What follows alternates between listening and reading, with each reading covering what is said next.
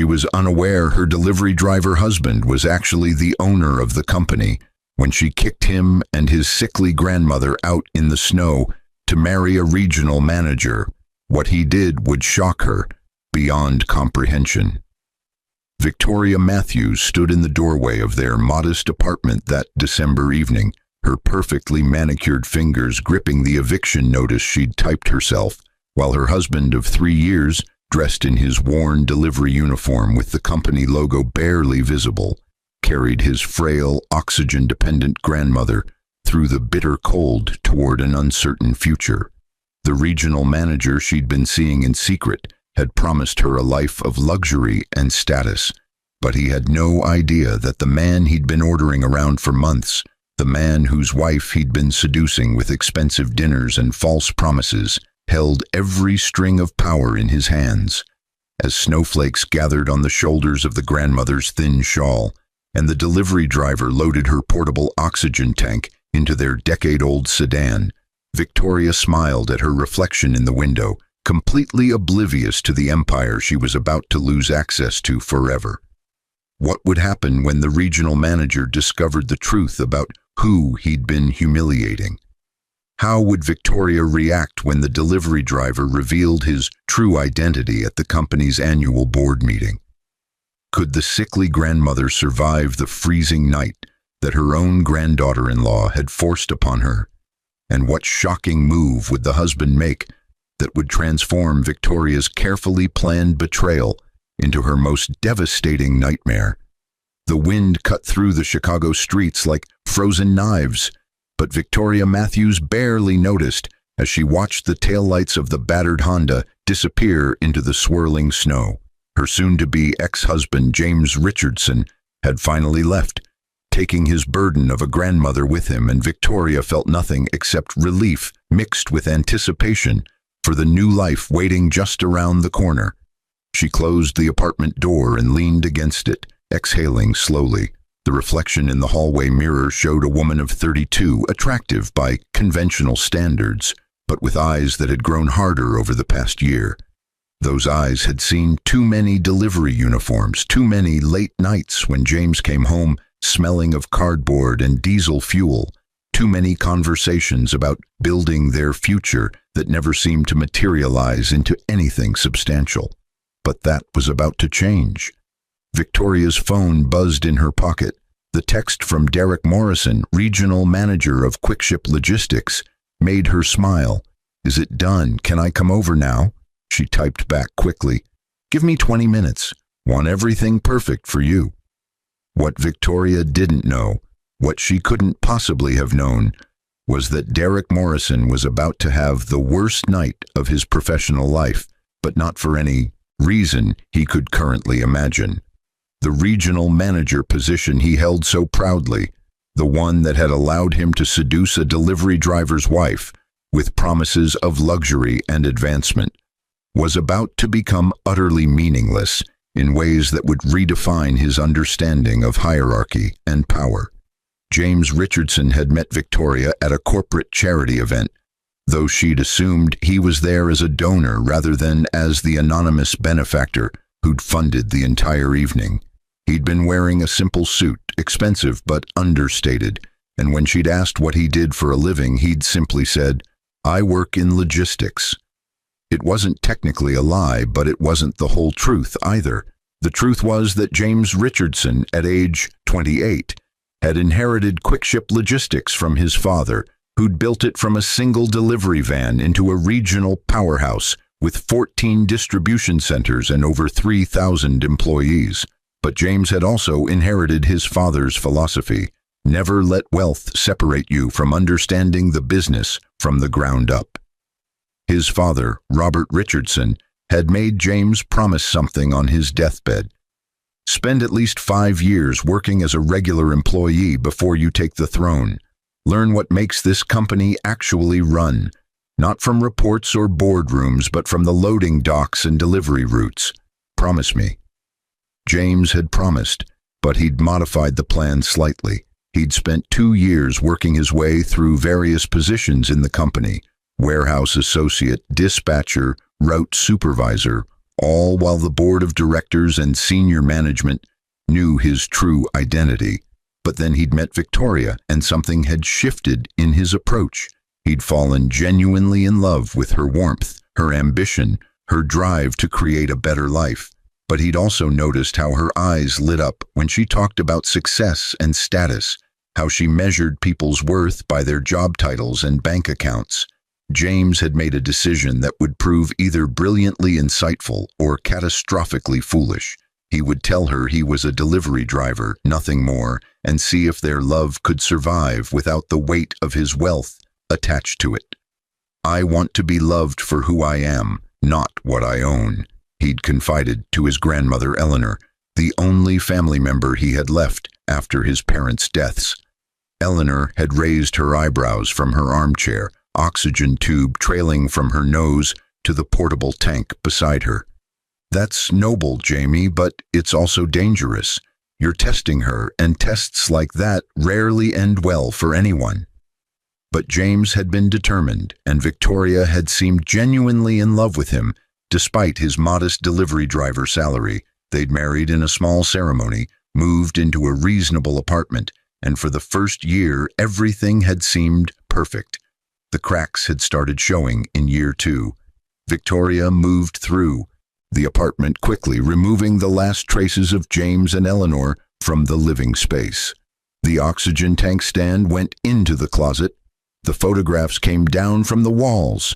The modest furniture that James had brought from his grandmother's old house, pieces that were actually valuable antiques, though Victoria had never bothered to look closely enough to notice. She pushed into the spare bedroom. Within 30 minutes, the apartment looked like a different place, ready for the new chapter of her life with Derek Morrison, a man who understood success and wasn't afraid to pursue it. Derek arrived at 8:30 carrying champagne and wearing a smile that suggested he'd won some kind of victory. In his mind, he absolutely had. He'd identified an unhappy wife, cultivated her dissatisfaction with her delivery driver husband, and positioned himself as the superior alternative. It was a game he'd played before, though never with quite such satisfying results as watching one of his own drivers get kicked out into the snow. "You actually did it," Derek said, setting the champagne on the counter and pulling Victoria into an embrace. "I'm proud of you. That took courage." Victoria melted into his arms, breathing in his expensive cologne. "I couldn't do it anymore, Derek. The constant smell of diesel fuel, the way he'd come home exhausted every night, the way he wasted our money taking care of that sick old woman who isn't even really his responsibility. She's his grandmother. Let her children take care of her." Derek kissed her forehead. "You deserve so much better, and starting Monday, you're going to have it. I've already talked to HR about bringing you on as my executive assistant. $45,000 to start, full benefits, company car allowance. You'll be making almost as much as your ex-husband." What Derek didn't know, what he would discover in less than 72 hours, was that James Richardson's actual annual compensation, when you included his dividends, stock options, and profit sharing as the majority owner of QuickShip Logistics, exceeded $7 million. But Derek was thinking only of base salaries, of the small-minded hierarchies he understood, completely unaware that he'd been playing a game where he didn't even know the actual rules. Derek Morrison had called James Richardson into his office for what he'd assumed would be a routine disciplinary meeting, but was actually an opportunity to humiliate the man whose wife he'd been seducing for the past 6 months. "Richardson, sit down," Derek had said, not looking up from his computer screen, a power play he'd learned from a management book. James had sat, still wearing his delivery uniform, his expression neutral. "What can I do for you, Mr. Morrison?" "Your delivery times have been slipping. Route 12 should be completed by 4:30, but you've been coming in after 5 consistently for the past 2 weeks. Derek had finally looked up, his expression stern. "That's unacceptable. We have standards here." James had nodded slowly. "My grandmother has had some medical appointments. I've been making up the time by skipping my lunch breaks, so the total hours are the same." I don't care about total hours, Richardson. I care about route completion times. If you can't handle the route as assigned, we'll need to find someone who can. Derek had leaned back in his chair, enjoying the power dynamic. Also, I'm going to need you to work this weekend. Double shift on Saturday, full shift on Sunday. We're short-handed. I can't this weekend, James had said quietly. My grandmother has a procedure scheduled, and I'm her only— Did I ask if you could, Richardson? Derek had interrupted. I'm telling you that you will. This is your job. If you want to keep it, you'll be here Saturday at 6 a.m. If you don't show up, don't bother coming back Monday. James had stood up slowly, and for just a moment, Derek had seen something in the other man's eyes. Not anger exactly, but a kind of assessment, as if James were looking at a specimen under a microscope and finding it wanting. I'll be here Saturday, James had said quietly, and then he'd left. Derek had smiled to himself. Victoria had already told him she was planning to end things with James that week, and Derek had wanted to make sure the delivery driver was thoroughly demoralized before the axe fell. It made the whole thing more satisfying somehow. What Derek hadn't known was that James had recorded the entire conversation on his phone, not for any immediate purpose, but simply because he'd learned over his years of undercover work that documentation was power.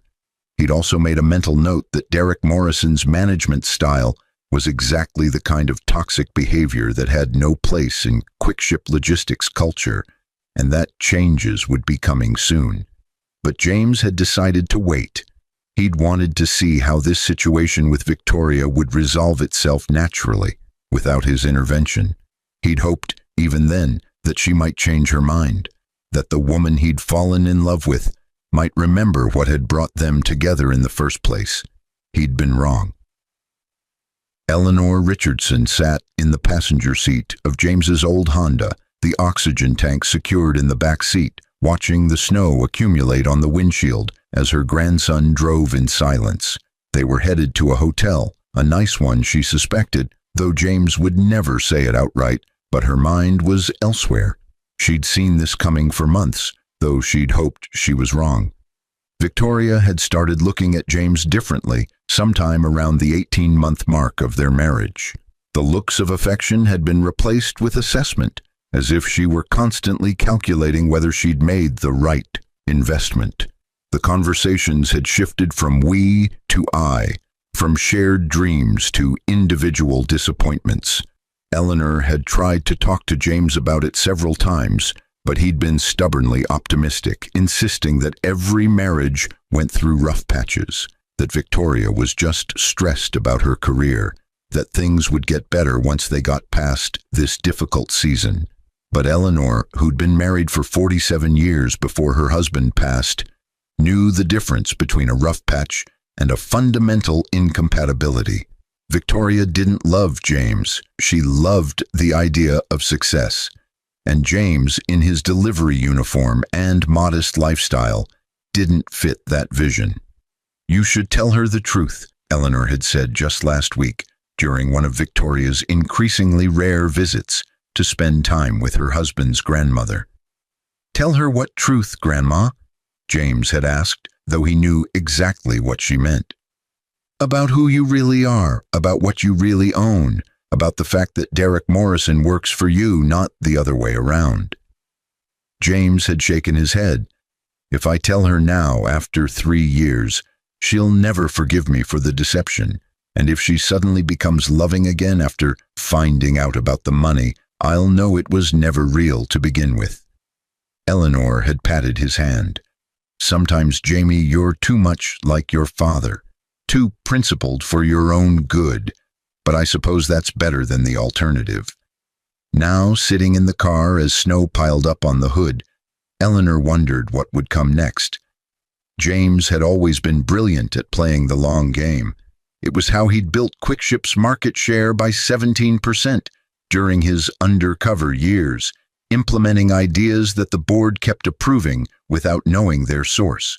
But this particular game had costs that went beyond business strategy. Where are we going? Eleanor asked quietly. James glanced at her, his expression softening. "The Parkview Hotel.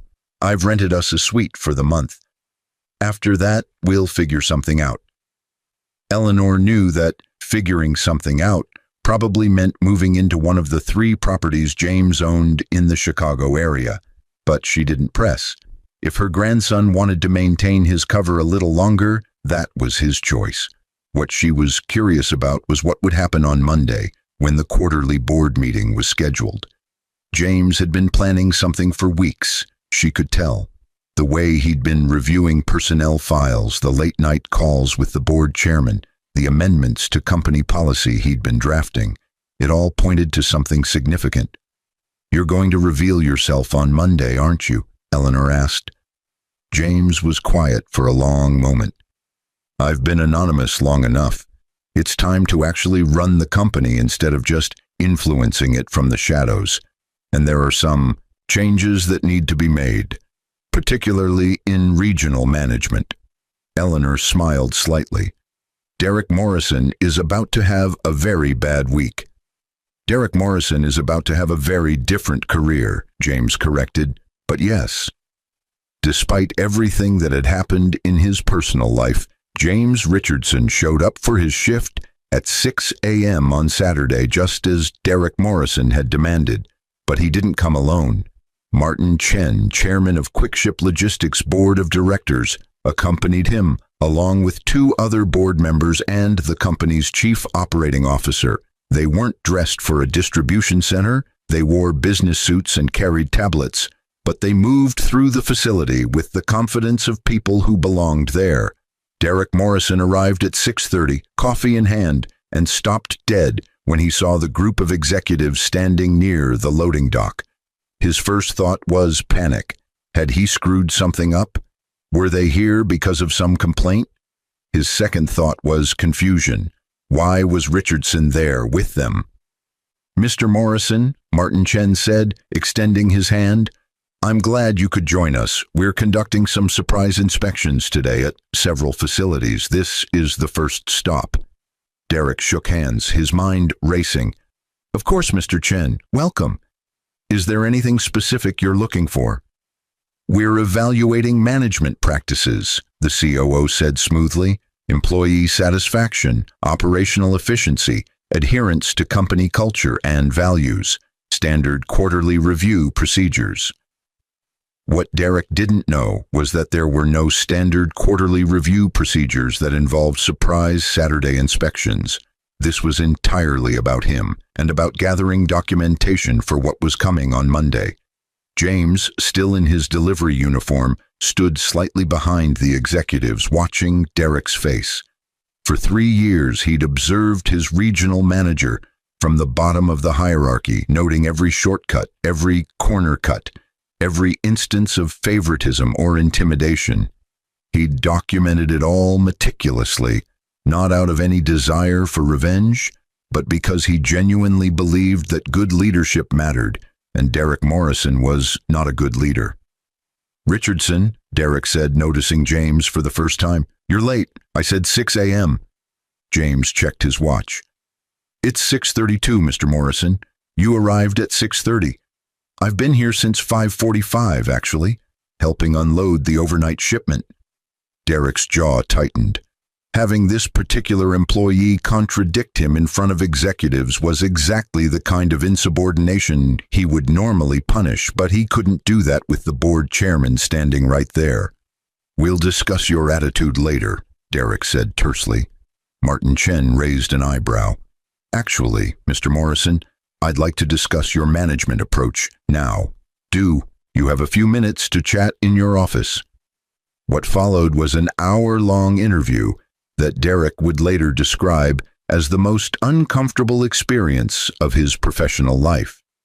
The board members asked pointed questions about his leadership philosophy, his approach to work-life balance for his employees, his thoughts on treating people with dignity and respect.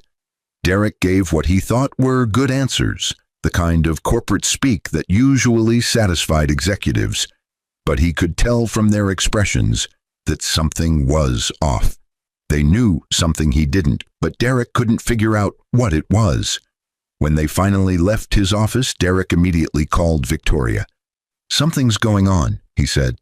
"The board just showed up for a surprise inspection, and they were asking really weird questions.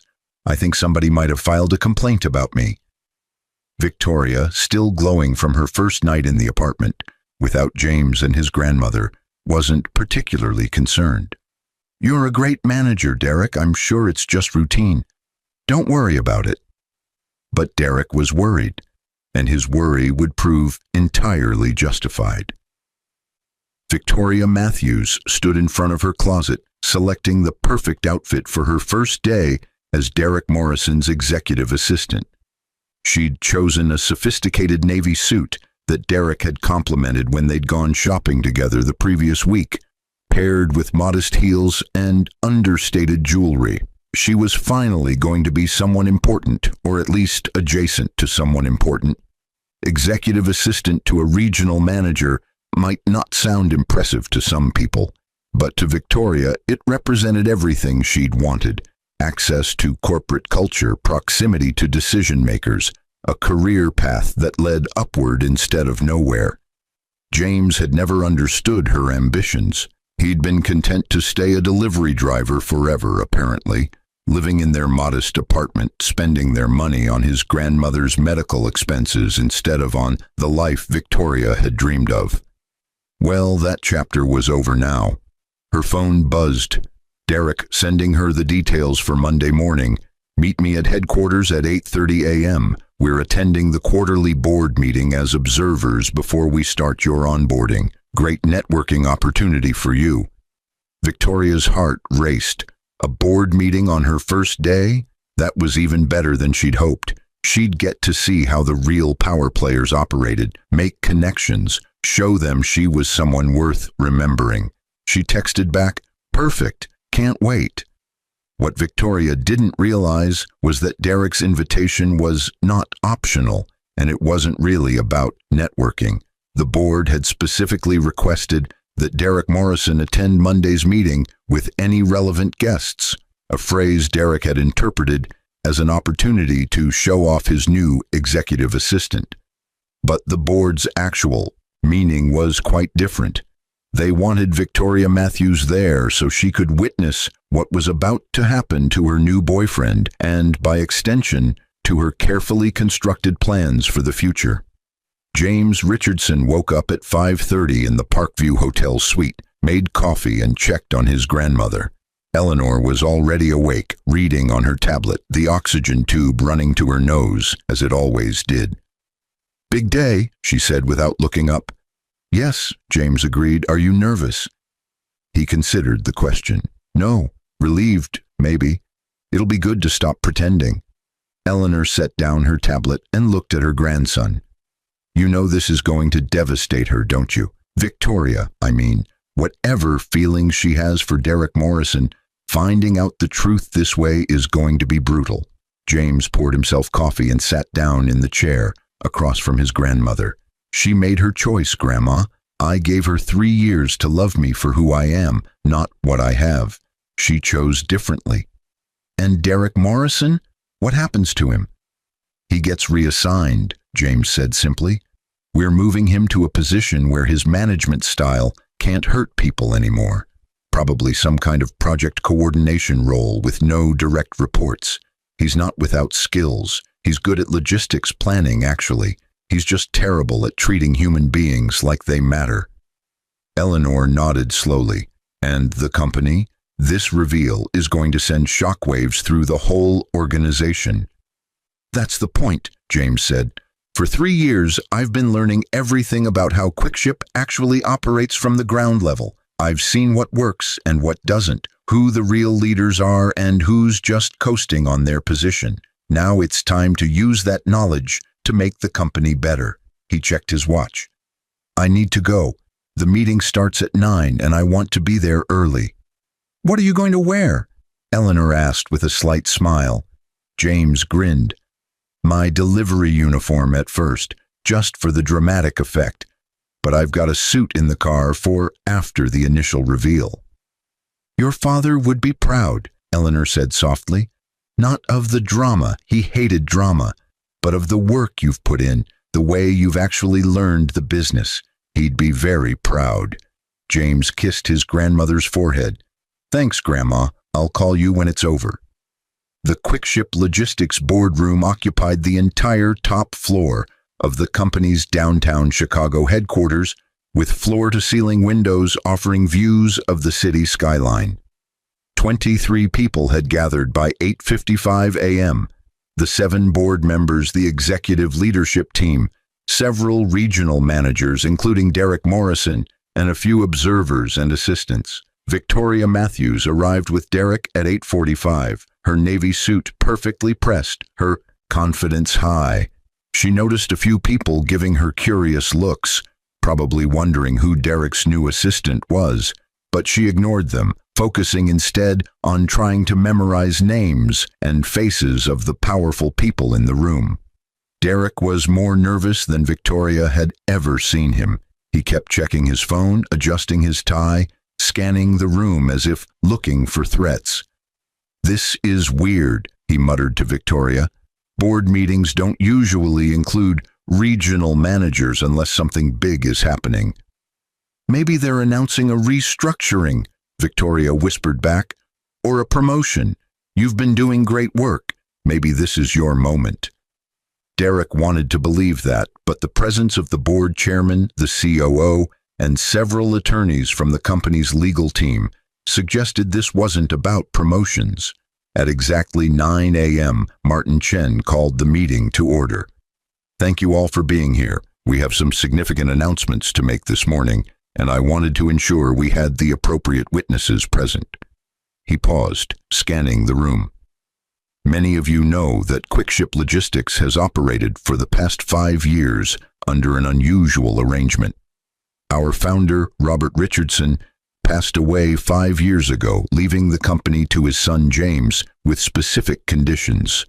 Those conditions required James to work in the company at ground level for a minimum of 5 years before assuming his role as owner and CEO. Derek felt Victoria's hand tighten on his arm. Something in her expression had changed, though she didn't yet understand why. Martin continued, "That 5-year period ended last month. James has spent the past 3 years working as a delivery driver, route supervisor, and in various other positions throughout the company, learning our operations from the ground up. Today, we're officially recognizing his ownership and announcing his appointment as Chief Executive Officer of Quickship Logistics." The room buzzed with murmurs. Several people looked confused. One of the other regional managers leaned over to Derek and whispered, "Did you know about this?" Derek shook his head, his face pale. His mind was racing, trying to connect dots that didn't quite fit together yet. Martin Chen gestured toward the door. "James, would you like to join us?" The boardroom door opened and James Richardson walked in, still wearing his delivery uniform. Victoria's coffee cup slipped from her fingers, splashing across the table. Several people turned to look at her, but she barely noticed. Her entire world had just inverted itself in a way that defied comprehension. That was her husband, her ex-husband, the delivery driver she'd kicked out into the snow 3 days ago, walking into the boardroom, being introduced as the owner of Quickship Logistics. Derek Morrison's reaction was slower, but no less devastating. The delivery driver he'd been humiliating for months, the man whose wife he'd seduced, the employee he'd threatened with termination just last week. That man was his boss, had always been his boss, would always be his boss. James stood at the head of the table, still in his uniform, and looked around the room with calm, measuring eyes.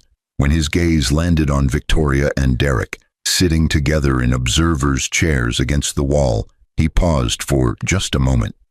Victoria saw something in his expression, not anger exactly, but a deep sadness mixed with resignation. "Thank you, Martin," James said, his voice steady. "For those of you who don't know me or who know me only as a colleague in the field, let me introduce myself properly. I'm James Richardson, majority owner of Quickship Logistics, and as of today, your CEO." He clicked a remote and a presentation appeared on the large screen behind him. Over the past 3 years, I've worked alongside many of you.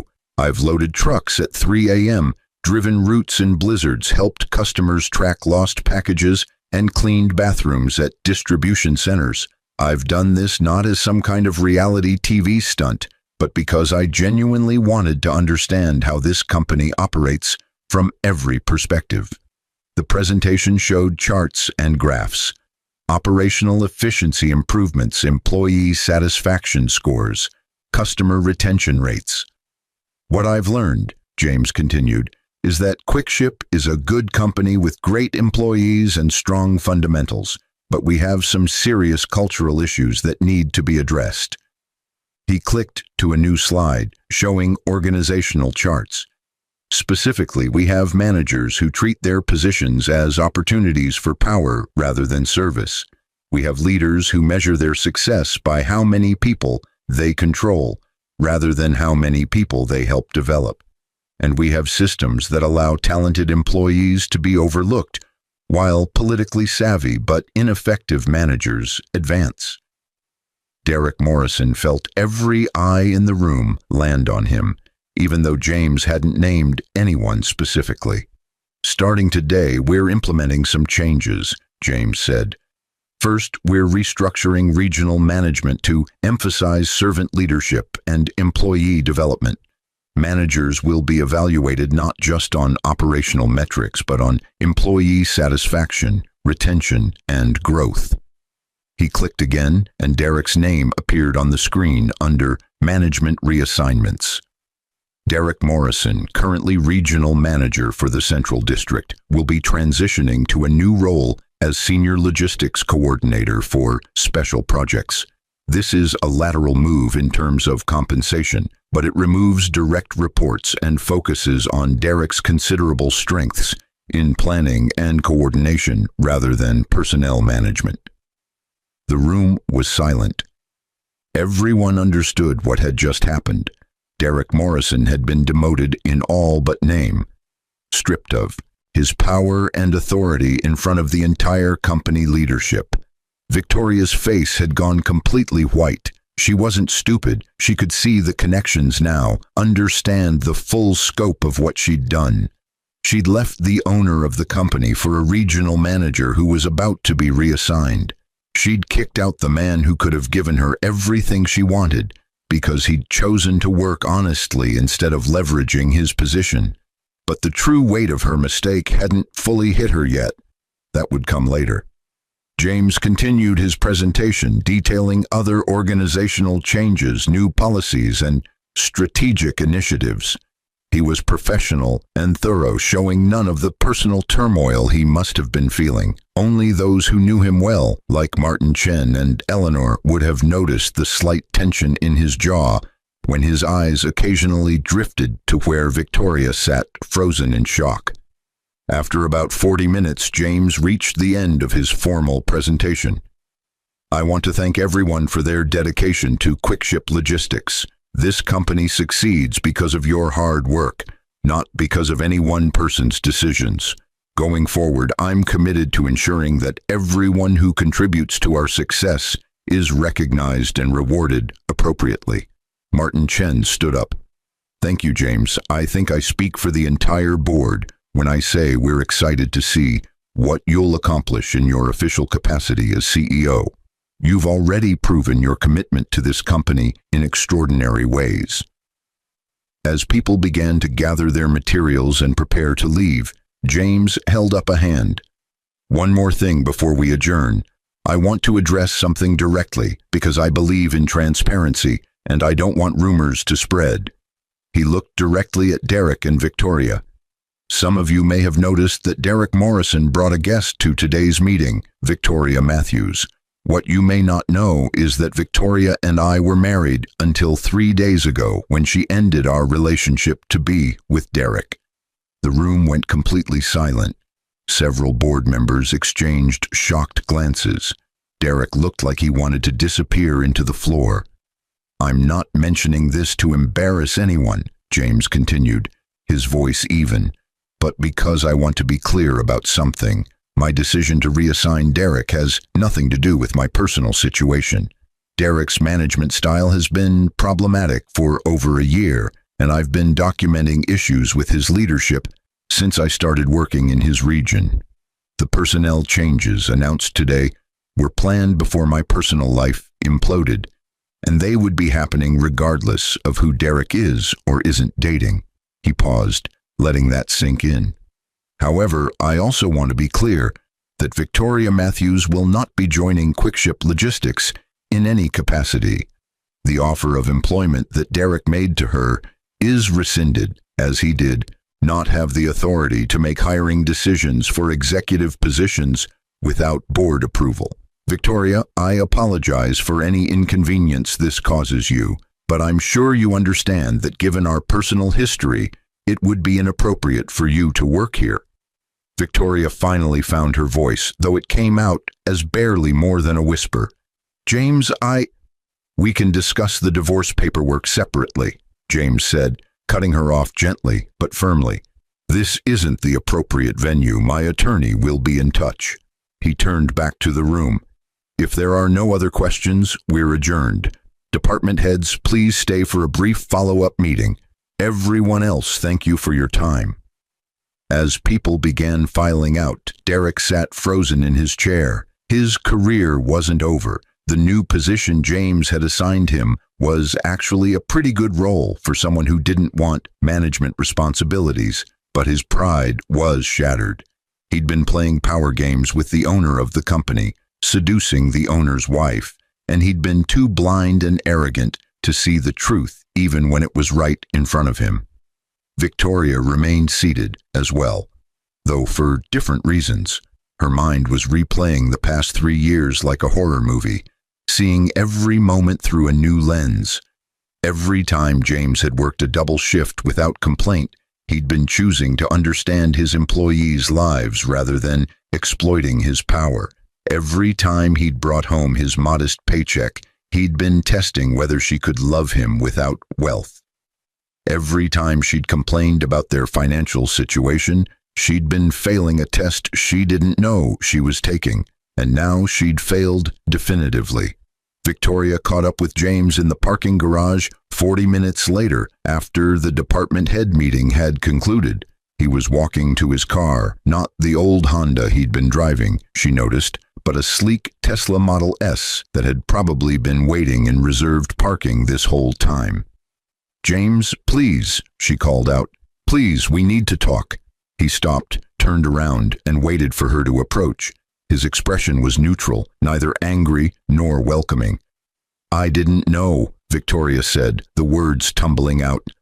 I swear to God, James, I didn't know who you were. I thought you were just a delivery driver who didn't care about success or ambition or building a future. I was building a future, James said quietly. I was building this company into something better. I was learning how to lead with wisdom instead of just authority. I was investing in employees and systems and culture. I was building something real, Victoria. You just couldn't see it because it didn't look like what you thought success should look like. Victoria felt tears streaming down her face. If you had just told me, if I had told you, you would have loved my money, not me, James interrupted. And I wanted to be loved for who I actually am, not what I can buy. That's not an unreasonable thing to want from a spouse. I did love you, Victoria insisted. In the beginning, I really did. Maybe, James acknowledged, but you stopped. And you stopped because I wasn't successful enough for you, or at least I didn't look successful enough. The man you kicked out 3 days ago was exactly the same man you married 3 years ago, Victoria. The only thing that changed was your patience with who you thought I was.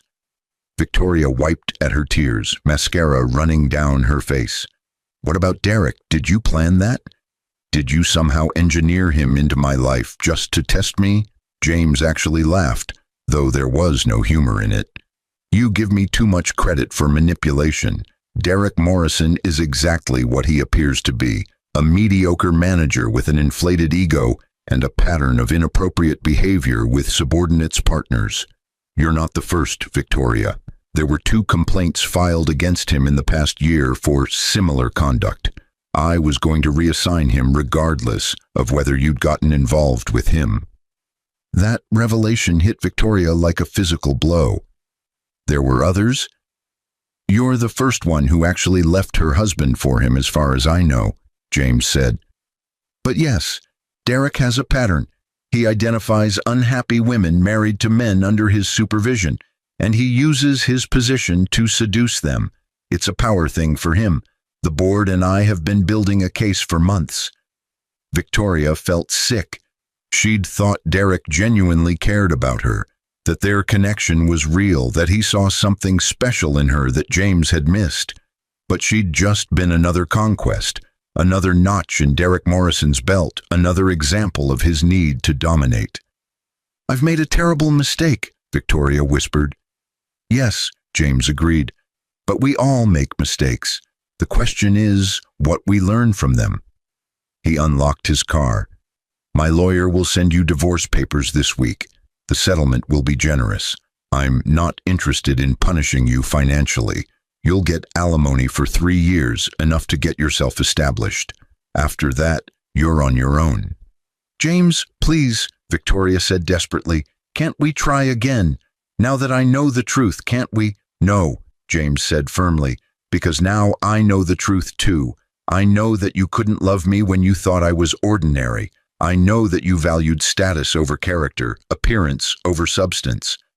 I know that when things got hard, you didn't communicate with me or work to fix our problems. You found someone else and kicked me out into the snow along with my dying grandmother." That last part landed with particular weight. Victoria had almost forgotten about Eleanor in the chaos of the morning's revelations. "How is Eleanor?" Victoria asked quietly. "Alive, despite your best efforts," James said, his voice harder than she'd ever heard it. "We spent Friday night in a hotel because you threw us out with nowhere to go. My 83-year-old grandmother, who needs oxygen to breathe, spent hours in a freezing car because you couldn't be bothered to show basic human decency. That, Victoria, is what I can't forgive. You didn't just betray me.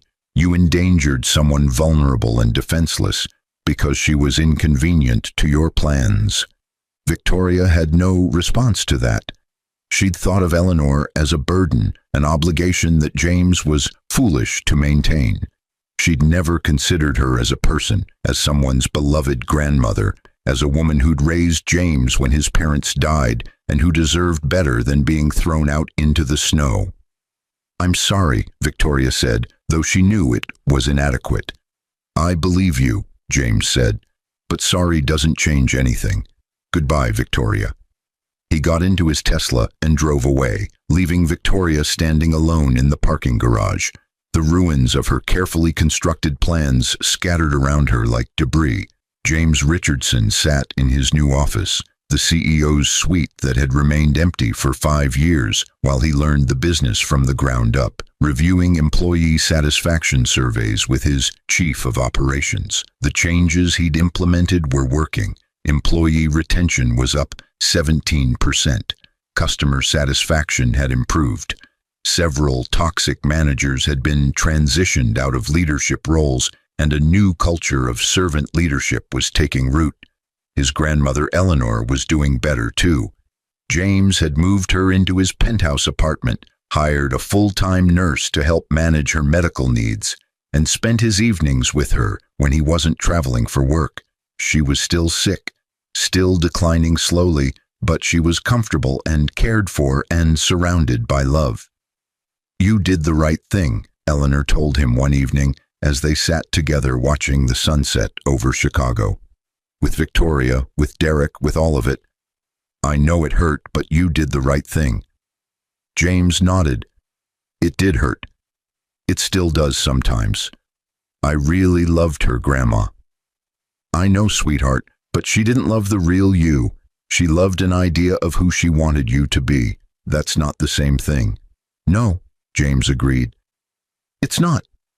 Eleanor was quiet for a moment, then asked, "Have you heard from her?" "Her lawyer contacts my lawyer about the divorce proceedings. It should be finalized next month. Beyond that, no. She moved out of the apartment, got a job at a different company, something in marketing, I think. Derek's in his new position and apparently doing fine. I hear he's dating someone from accounting now. Do you think he learned anything?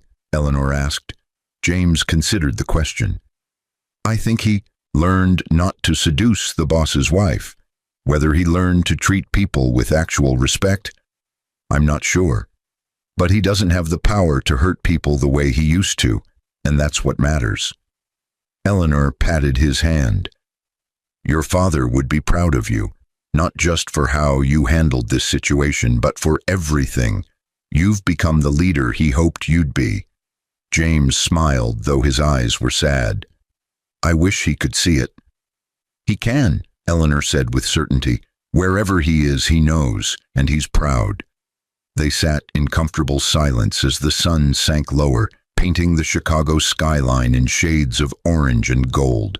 James thought about the past 3 years, about everything he'd learned and everything he'd lost.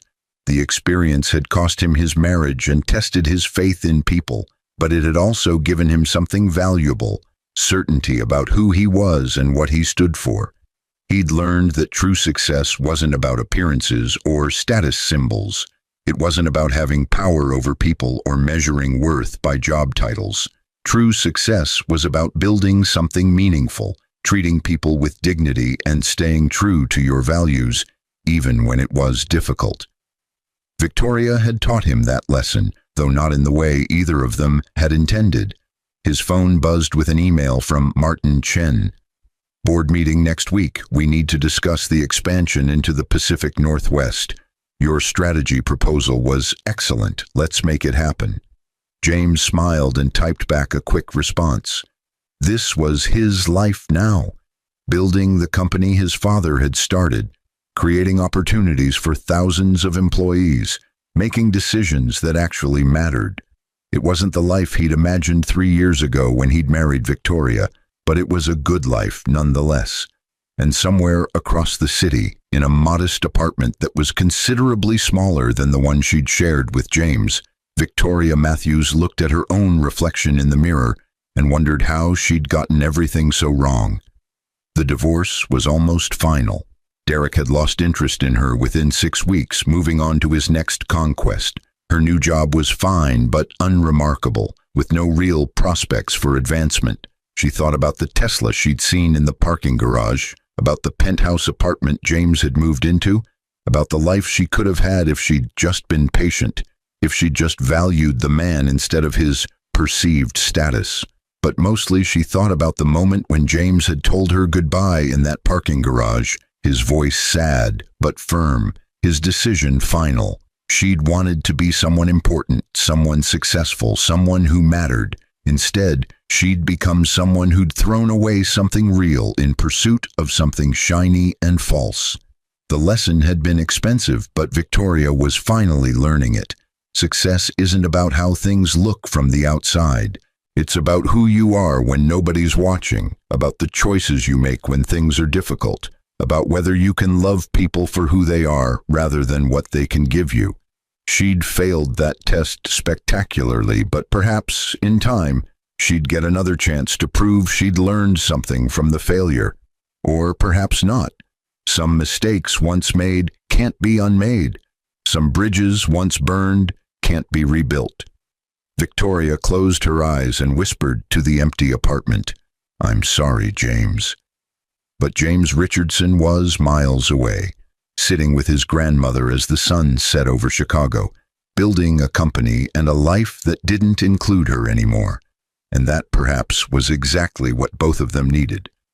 The Chicago Business Journal's annual 40 Under 40 Gala filled the grand ballroom of the Palmer House Hilton, with the city's most successful young professionals, venture capitalists, tech entrepreneurs, and corporate leaders. James Richardson stood near the floor-to-ceiling windows, champagne flute in hand, looking out at the city lights but not really seeing them. He'd been named to the list. Inevitable, really, given Quickship Logistics' explosive growth under his public leadership. But the recognition felt hollow somehow. The company had expanded into 17 new markets, Employee satisfaction scores were at an all-time high, and revenue had increased by 43% in just 2 years. By every objective measure, he was succeeding beyond even his father's ambitious expectations. But success, he'd learned, didn't fill the empty spaces in your life. Mr. Richardson, a voice pulled him from his thoughts.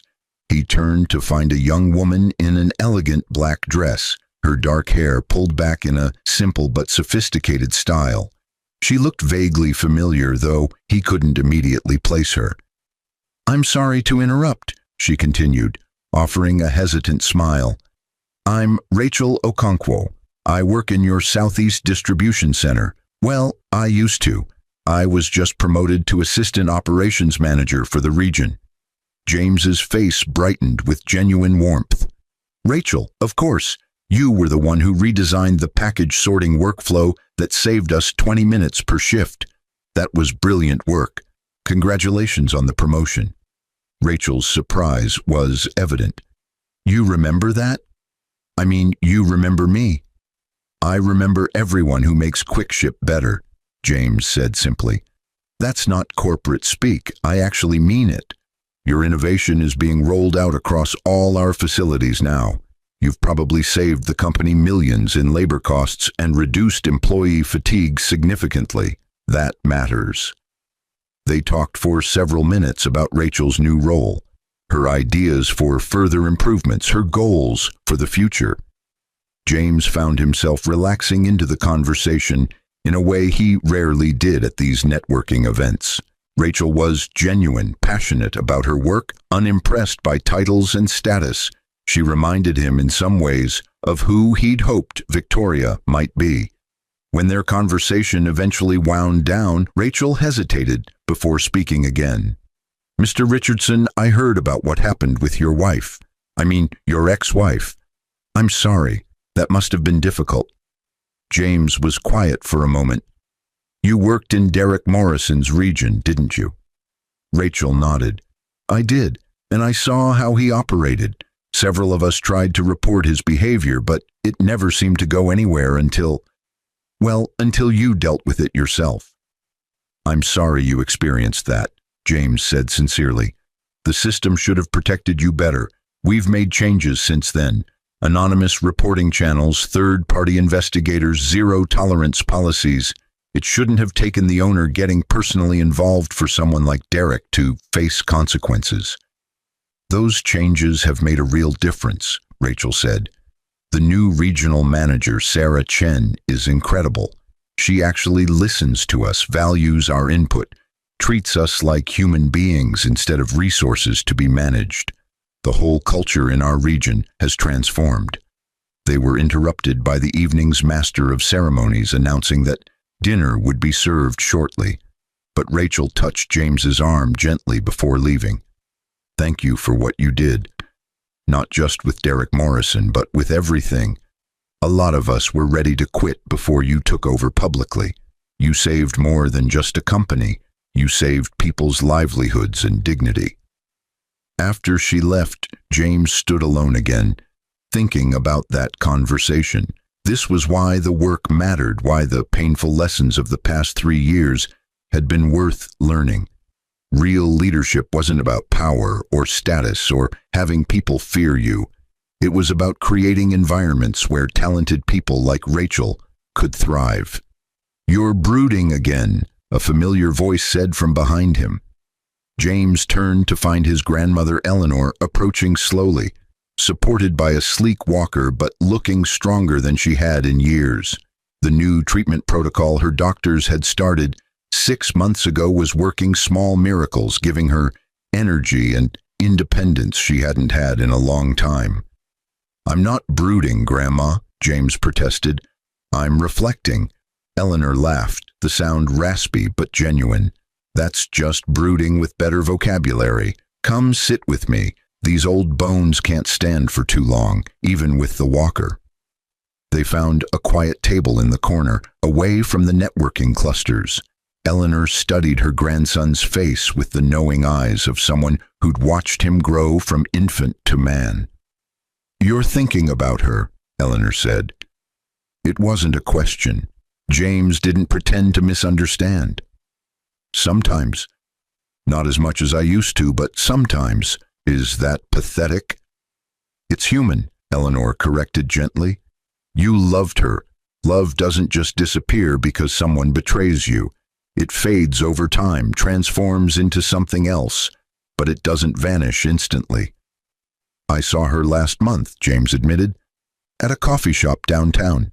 She didn't see me. I left before she could, but she looked different. Older somehow, though it's only been 2 years. Tired.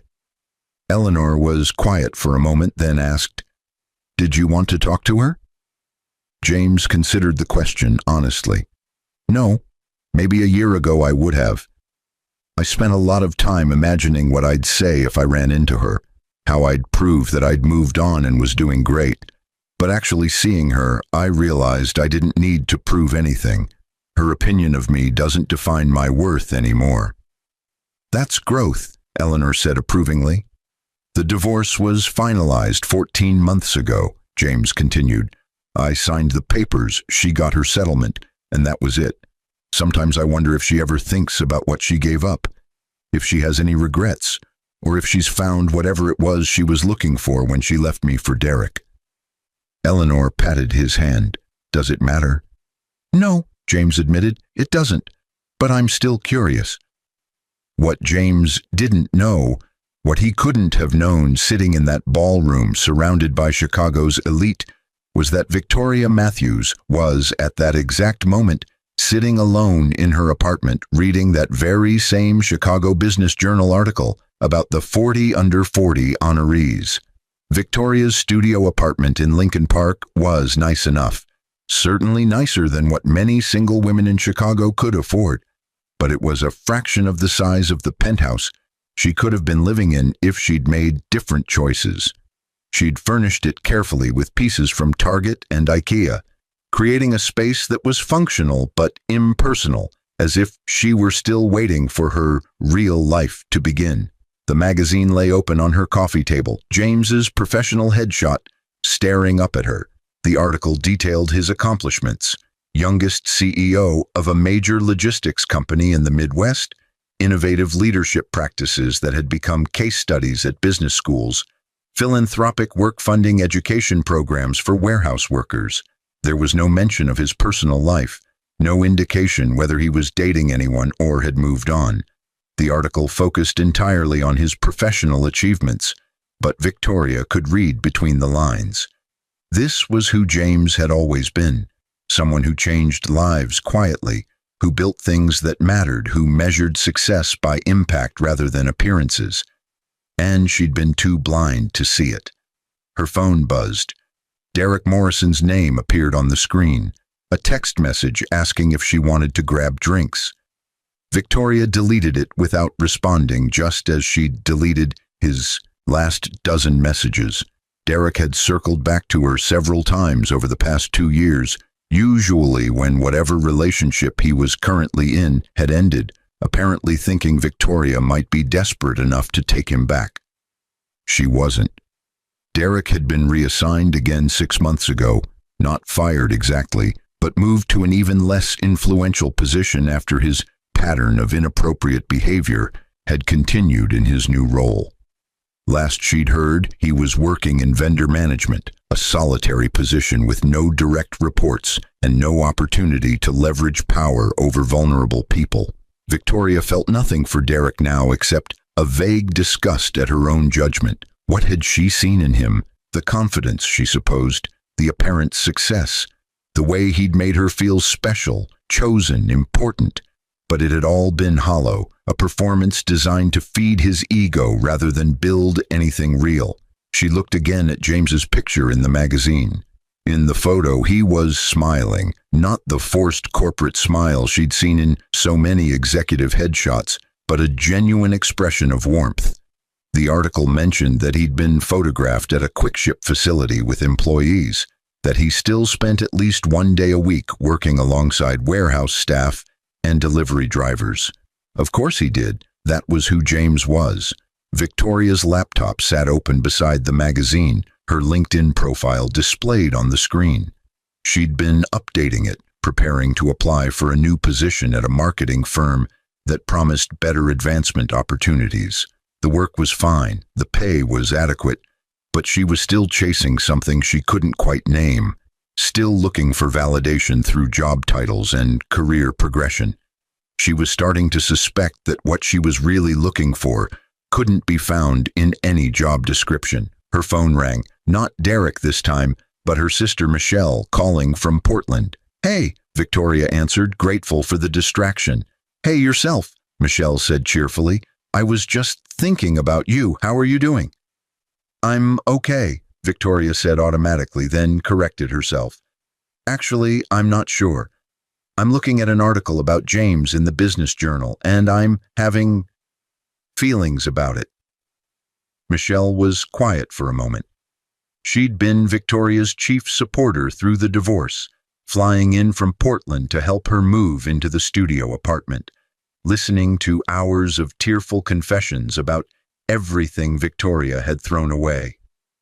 "What kind of feelings?" Michelle asked carefully. "Regret, mostly," Victoria admitted. "Not just about losing him, but about who I was when I made that choice. I keep thinking about how I valued all the wrong things, how I mistook Derek's arrogance for confidence and James's humility for weakness, how I literally kicked out a sick old woman into the snow because she was inconvenient to my plans." "You've grown a lot in 2 years," Michelle said gently. "That's what matters now. Not who you were then, but who you're becoming." Victoria wasn't sure she had grown, though. She was still chasing career advancement, still measuring her worth by external achievements, still looking for validation in all the same places that had led her astray before. "Do you think he ever thinks about me?" Victoria asked quietly. Michelle hesitated. "Does it matter?" "Everyone keeps asking me that," Victoria said with a bitter laugh. "But yes, it matters to me. I need to know if I completely destroyed something that could have been salvaged, or if it was already broken beyond repair." "Vic," Michelle said carefully, "you kicked him and his dying grandmother out into the snow so you could be with his employee. Then it turned out he was actually the owner of the entire company, and you'd left him for someone who was about to be demoted. I don't think there's any salvaging that." Victoria knew her sister was right, but the truth still stung. "I know, I keep wondering what would have happened if I'd been patient, if I'd trusted him, if I'd valued character over status. You'd probably be living in a penthouse right now, married to a CEO and actually happy," Michelle said bluntly. "But you can't change the past, Vic. You can only decide who you want to be going forward." After they hung up, Victoria sat in silence for a long time, looking at James's picture in the magazine. She thought about writing him a letter, not asking for anything, just apologizing properly, telling him she understood now what she'd thrown away. But what would be the point? The divorce was final. He'd moved on. Any letter she sent would just be another attempt to make herself feel better, to ease her own guilt rather than actually contributing anything positive to his life. Some mistakes, Victoria was learning, couldn't be fixed with apologies. Some bridges, once burned, stayed burned. All you could do was learn from the ashes and try not to make the same mistakes again. She closed the magazine, shut her laptop, and went to bed, wondering if she'd ever stop measuring her life against the one she could have had. James returned home around 11, loosening his tie as he stepped into the penthouse apartment that still sometimes felt too large for one person. Eleanor was already asleep. The evening events exhausted her, though she refused to admit it, and the nurse had left a note saying everything had gone smoothly. He poured himself a whiskey and stood at the floor-to-ceiling windows, looking out at the Chicago skyline. This view had cost him $7 million, but money, he'd learned, was just a tool. It could buy comfort and security and opportunities, but it couldn't buy the things that actually mattered. His phone buzzed with a text from Rachel Okonkwo. "Thank you for the conversation tonight. It reminded me why I love working for Quickship. You're building something special." James smiled and texted back, "We're building something special. It's not just me, it's people like you who make the difference." He thought about the evening, about the conversations he'd had with young professionals who were hungry to make an impact, about the recognition that meant something because it represented real achievements rather than just inherited wealth.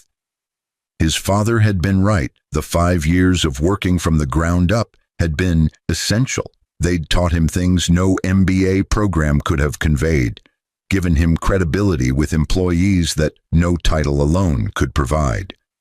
But the past 2 years of public leadership had taught him something else. Visibility came with its own challenges and loneliness. Everyone wanted something from the CEO: access, opportunities, connections, favors. It was hard to know who genuinely cared about him as a person versus who saw him as a stepping stone to their own success. He thought about Victoria sometimes, not constantly anymore, but in quiet moments like this. He wondered if she'd found what she was looking for, if Derek Morrison had turned out to be the upgrade she'd imagined, if she ever regretted her choice. But mostly he wondered if he'd ever be able to trust someone again. The betrayal had cut deep, not just because Victoria had left him, but because of how thoroughly he'd been deceived. He'd given her 3 years to prove that love could exist without money, and she'd failed so spectacularly that it had shaken his faith in his own judgment. His phone buzzed again. Martin Chen, the board chairman. "Excellent showing tonight, James. The board is thrilled with your leadership. Your father would be incredibly proud." James appreciated the sentiment, but he wondered if it was entirely true. His father had been proud of building the company, yes, but he'd also been proud of his marriage, his family, his life outside of work. Robert Richardson had managed to balance success with genuine human connection in a way that James was still struggling to find. The penthouse felt very empty suddenly. Beautiful, expensive, perfectly decorated, and completely empty. James finished his whiskey and went to check on his grandmother one last time before bed. Eleanor was sleeping peacefully, the oxygen machine humming softly beside her bed. He adjusted her blanket gently and kissed her forehead. "At least I still have you, Grandma," he whispered. Eleanor's eyes fluttered open briefly. "You'll find someone else, Jamie," she murmured, half asleep. "Someone who sees you clearly, someone worthy of you." "Maybe," James said softly, "but I'm not in a hurry." "Good," Eleanor said, her eyes closing again. "Better to be alone than to be with the wrong person. Your father taught me that." James smiled, though she couldn't see it. "Sleep well, Grandma." He returned to his own room, changed into comfortable clothes, and lay in his king-sized bed, staring at the ceiling.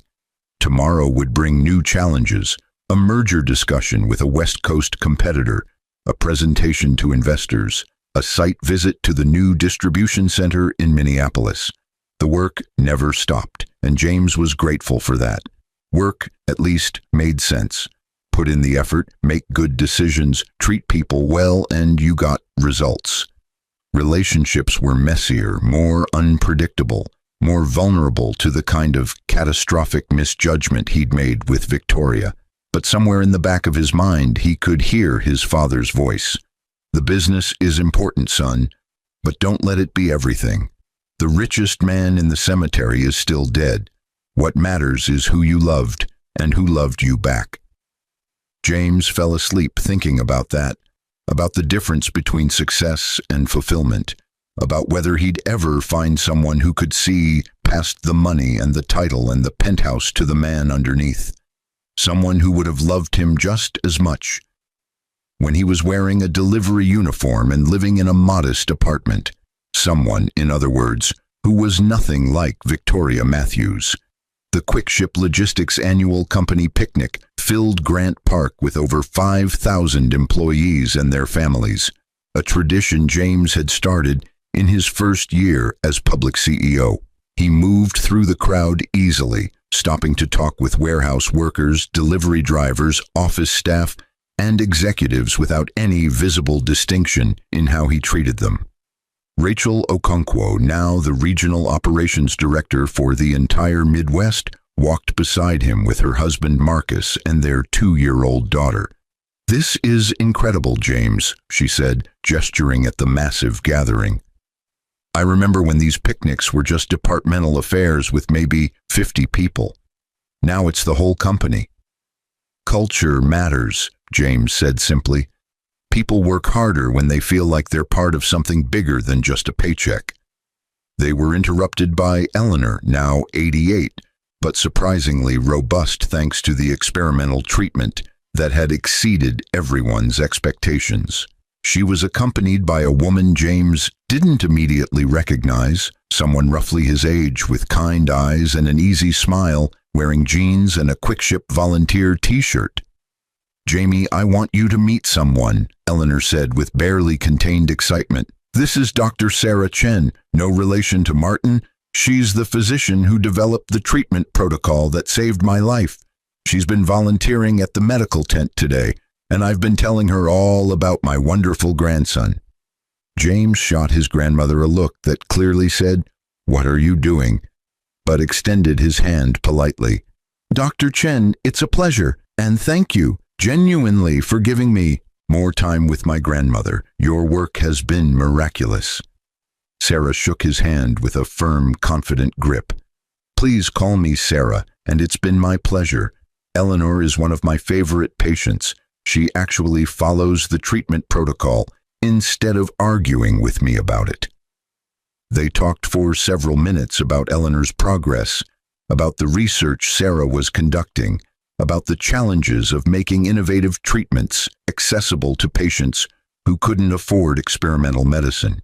James found himself genuinely engaged in the conversation, impressed by Sarah's passion for her work and her complete lack of interest in his position or wealth. When Eleanor conveniently excused herself to check on the dessert table, leaving James and Sarah alone, he had to laugh. "My grandmother is not subtle," he said apologetically. Sarah smiled. "No, but she's delightful, and she clearly adores you." "The feeling is mutual," James said. "She's the only family I have left."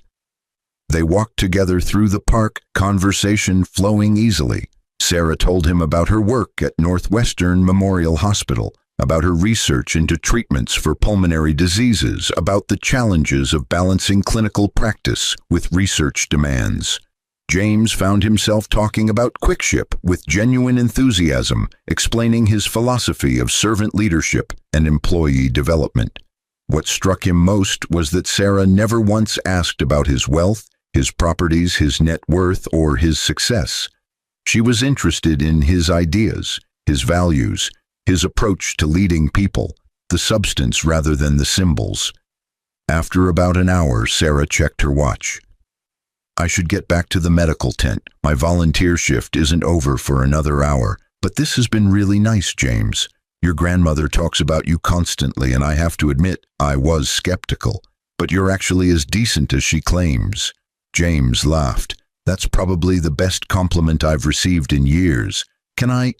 Would you be interested in having coffee sometime? Not as a patient's grandson and her doctor, but just as two people continuing this conversation?" Sarah's smile widened. "I'd like that. Though I should warn you, I'm terrible at dating. I work ridiculous hours. I'm passionate about my research to the point of obsession, and I have no interest in fancy restaurants or expensive gifts. I'd rather grab pizza and talk about things that matter." "That," James said softly, "sounds absolutely perfect." They exchanged numbers, and as Sarah walked back to the medical tent, James felt something he hadn't experienced in 7 years. Hope. Not the desperate hope of someone trying to fix what was broken, but the quiet hope of someone ready to build something new. Eleanor appeared at his elbow, looking entirely too pleased with herself. "She's wonderful, isn't she?" "Grandma, you're shameless," James said, but he was smiling. "I'm dying. Well, technically I was dying, but the point stands. I'm old and I've earned the right to meddle in my grandson's love life. Eleanor squeezed his arm. She's nothing like Victoria, Jamie. She doesn't care about your money or your title. She barely even knew who you were until I told her. I noticed, James said. And yes, she's wonderful. We're having coffee next week. Eleanor beamed.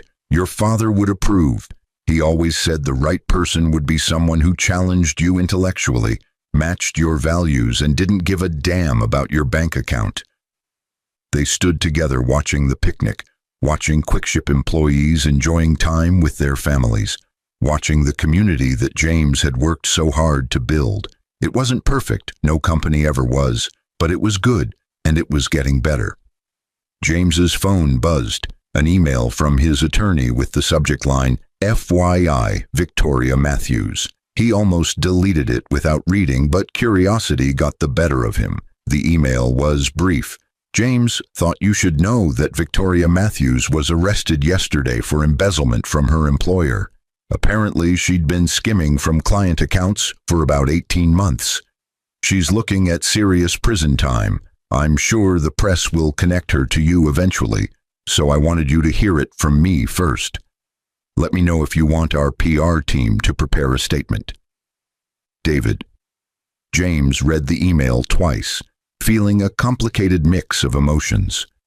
Sadness, mostly, not for himself, but for Victoria, for the person she'd become in her endless pursuit of success and status.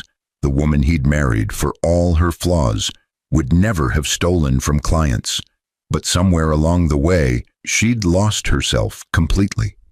Eleanor noticed his expression change. What is it? He showed her the email. Eleanor read it slowly, her face grave. That poor, foolish girl, Eleanor said quietly. She had everything and threw it away, and then she couldn't stop chasing what she'd lost. This is tragic, Jamie. Yes, James agreed. It is. Are you going to make a statement? James thought about it, then shook his head. No, this isn't about me. This is about Victoria's choices and their consequences. I'm not going to use her tragedy to make myself look good by comparison. I'll hope she gets the help she needs in prison, that she learns something from this, that she eventually finds some kind of peace. Eleanor smiled sadly. You're a better person than she deserved. No, James said. I'm just someone who learned expensive lessons about forgiveness and moving forward. Holding on to anger about Victoria would only poison my own life. She's suffering enough without me adding to it. They stood in silence for a moment, and then James tucked his phone away and turned back to the picnic, to the thousands of employees who were his responsibility and his purpose, to the life he'd built from the ashes of his marriage. In the distance, Sarah Chen was treating a child's scraped knee, her competence and compassion evident even from across the park. James found himself smiling, thinking about their coffee date next week, about the possibility of connection with someone who valued the same things he did. The past had been painful, but it had taught him what he needed to know. Success without character was meaningless, status without substance was empty, and love built on anything except genuine mutual respect and understanding was doomed to fail. Victoria had taught him all of that, though not in the way either of them had intended. Now, finally, he was ready to use those lessons to build something real. Come on, Grandma, James said, offering Eleanor his arm. Let's go get some barbecue before the ribs run out, and then maybe you can tell me more about Dr. Chen, purely for medical history purposes, of course. Eleanor laughed, the sound raspy but joyful. Of course, purely medical history, and it just so happens I know her favorite flowers, her coffee order, and the fact that she's been single for 2 years because she hasn't met anyone who interests her intellectually. You're impossible, James said fondly. I'm helpful, Eleanor corrected. There's a difference. They walked together through Grant Park, through the community of employees who'd become like family, toward a future that was uncertain but finally, genuinely hopeful. And somewhere across the city, in a holding cell awaiting arraignment, Victoria Matthews sat with her head in her hands, finally understanding, too late, far too late, the difference between what she'd wanted and what she'd actually needed. Some lessons cost everything to learn, but for those willing to actually learn them, even the most expensive mistakes could eventually lead to wisdom. The question was whether Victoria would use her time in prison to find that wisdom, or whether she'd spend the rest of her life blaming everyone except herself for the choices that had led her there. Time, as always, would tell.